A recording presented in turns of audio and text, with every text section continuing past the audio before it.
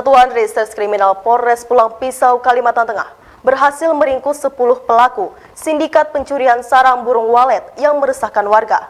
Dari tangan pelaku diamankan barang bukti peralatan panjat gedung, alat memanen, dan sarang walet hasil curian.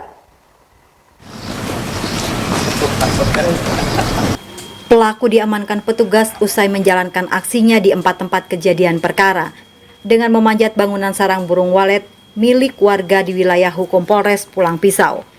Aksi pencurian yang dilakukan sindikat tersebut biasanya memanfaatkan kelengahan pemilik bangunan sarang burung walet yang ditinggal pergi dan situasi sekitar lokasi yang sepi.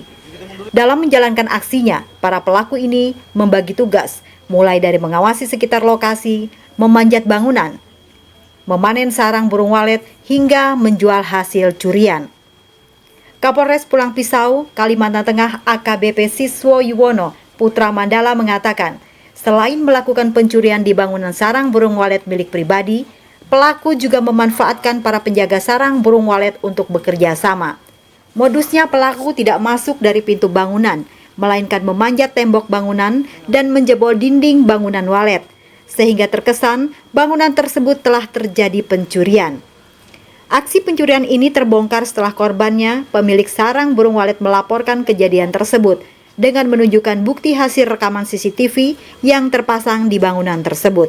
Pengungkapan sindikat pencurian sarang burung walet yang terjadi di 3 TKP, saya ulangi, ada 4 TKP di wilayah hukum Polres Pulang Pisau.